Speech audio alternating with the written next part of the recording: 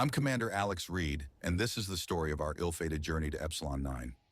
I've spent most of my career exploring the far reaches of space, commanding missions with a blend of excitement and trepidation. My role often involved making tough decisions and leading my crew through challenges that pushed the boundaries of human endurance. In 2147, the Endeavour was a marvel of technology designed for deep space exploration. Our mission was ambitious: explore new worlds, advance scientific knowledge, and secure humanity's future among the stars. Epsilon-9, discovered by our long-range sensors, had an enigmatic energy signature that made it a prime candidate for exploration. I was eager to lead this mission, but I had my doubts. Unexplored territories always carry risks, and Epsilon-9, with its strange readings, was no exception. What we encountered would surpass our worst nightmares. The voyage from Earth to Epsilon-9 spanned 8 long months. The journey was a mix of routine and occasional wonder. As we hurtled through space, the endless black void was punctuated by distant stars and nebulae that offered fleeting glimpses of beauty amidst the routine. The initial weeks were marked by mundane tasks, routine checks, maintenance, and monitoring. Our crew maintained a sense of optimism, but as we drew closer to Epsilon-9, an undercurrent of tension began to surface. The readings from our instruments started to behave erratically, and the long-distance observations of Epsilon-9's energy fluctuations were both intriguing and unsettling. We passed through regions of space filled with swirling nebulae. The mesmerizing colors and celestial phenomena were beautiful, but they did little to ease the growing anxiety about the mysterious planet ahead. When we finally arrived at Epsilon-9, the landing was smooth, but the planet's surface was anything but welcoming. We touched down on a cracked, desolate landscape under a sickly green sky. The air was metallic, and an oppressive silence hung over the surface, broken only by the occasional whisper of the wind. Setting up base camp was a priority. The crew began collecting samples and setting up equipment, but the initial scans were inconsistent. Our instruments malfunctioned frequently, which we attributed to the planet's unusual electromagnetic properties. The black rocks scattered across the surface seemed to disrupt our sensors, adding to our growing unease. Small incidents began to unsettle us. Equipment failures became routine, and crew members reported a constant feeling of being watched. The whispers, which I initially dismissed as the wind, grew louder and more disturbing. It was as though the planet was trying to communicate something beyond our understanding. The first days were spent setting up our research station and trying to decipher the erratic data.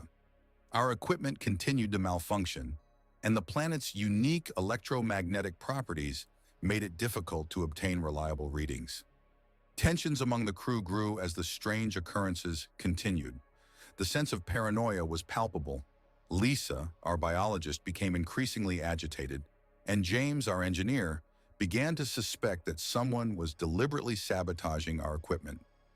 Their growing hostility towards each other was evident in their frequent arguments. On the 4th night, a sudden drop in temperature took us by surprise. The sky turned a deep, ominous black, and the cold seemed to seep into our bones. We huddled inside the ship, trying to stay warm, but the oppressive silence and darkness outside only heightened our sense of dread.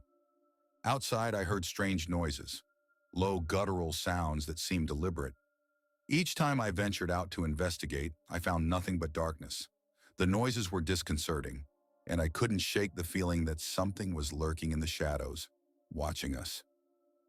The next morning, Sarah, our surface anomaly specialist, reported unusual readings from a location nearby. The data was erratic but suggested significant disturbances below the surface. Driven by curiosity and apprehension, I decided to investigate with a small team. The journey to the cave was fraught with difficulty. The terrain was rugged, with deep fissures and jagged rocks. The mist grew denser, obscuring our vision and adding to the sense of foreboding. The whispers grew louder as we advanced, intensifying the feeling of impending doom. We arrived at a narrow ravine, its walls steep and treacherous. The mist was now thick, almost suffocating, and the ground trembled underfoot. Strange scraping noises echoed from below, and it felt as though something was trying to reach up from beneath. Despite our fear, we pressed on. driven by the need to uncover the source of the disturbances. The cave entrance was partially obscured by debris and tangled vines. The cold that emanated from it was intense, and every sound seemed amplified in the oppressive atmosphere. We entered cautiously, our flashlights cutting through the darkness. Inside, the cave opened up into a vast chamber dominated by a massive black crystal. The crystal pulsed with an eerie light, casting distorted shadows on the walls. Its energy readings were off the charts, and the rhythmic throb seemed to resonate with the whispers that filled the cave. Lieutenant Tom suddenly collapsed, clutching his head and screaming in agony. His cries echoed through the cavern before abruptly falling silent. His body lay motionless, eyes wide in terror. There were no visible injuries, only a look of sheer horror frozen on his face. The suddenness of his death left us in shock, and the whispers seemed to mock our grief. The sense of dread was overwhelming as we hurried back to the surface. The ground shook violently and the sky grew even darker and more oppressive. The mist had thickened, and strange, disorienting shapes seemed to flit around us. Our return journey was a nightmare. Shadows moved at the edges of our vision, and the mist seemed to shift with a malevolent intent. Every noise, every crack of shifting rocks sent waves of panic through us. The oppressive feeling of being watched grew stronger, and we felt as though the planet itself was alive, reacting to our fear. Back at the base camp, the atmosphere was charged with fear. James's paranoia reached new heights. He was convinced that someone among us was sabotaging our equipment. His accusations were frantic, and his behavior grew increasingly erratic. He isolated himself, obsessively checking every component and muttering to himself. Lisa's condition deteriorated further. She reported seeing shadowy figures at the edges of her vision, and her nightmares grew more intense. Her once meticulous work became disorganized, and she appeared increasingly detached from reality. One morning she vanished. Her quarters were in disarray, her equipment abandoned, and a note written in her handwriting, "They're coming." Sarah and David, our communications specialist, had a heated argument. Their conflicts, fueled by stress and paranoia, became bitter and hostile. The situation came to a head when Sarah was found unconscious in her quarters, her suit damaged and her face frozen in terror. David was missing, his escape pod gone, leaving only an ominous silence behind. With only a few crew members left, our situation was desperate. The ship's systems continued to fail, and the whispers were a constant, maddening presence. The crew's psychological state was deteriorating rapidly. I made the decision to return to the cave. I gathered the remaining explosives and set out, determined to destroy the crystal and hopefully restore some stability to our equipment. The journey was marked by increasing fear and the same unsettling phenomena that plagued us before. The cave was even more sinister than before. The whispers were a chaotic storm of voices, and the cave seemed to close in around me.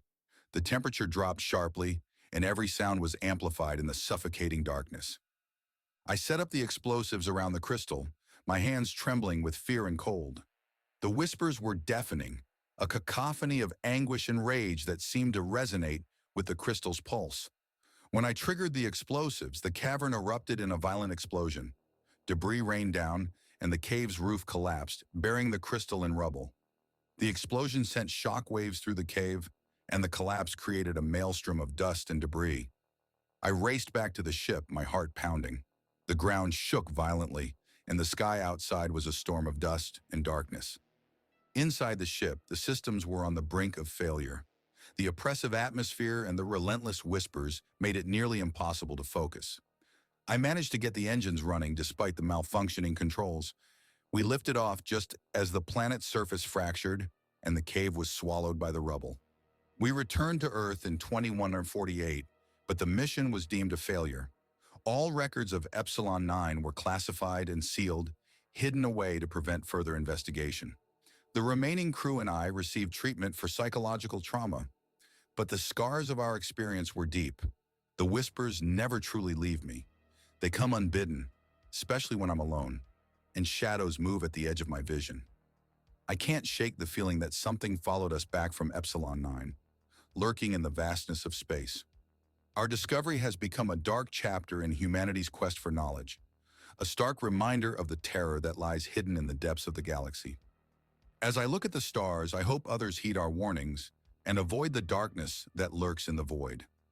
The horrors of Epsilon-9 are not just memories.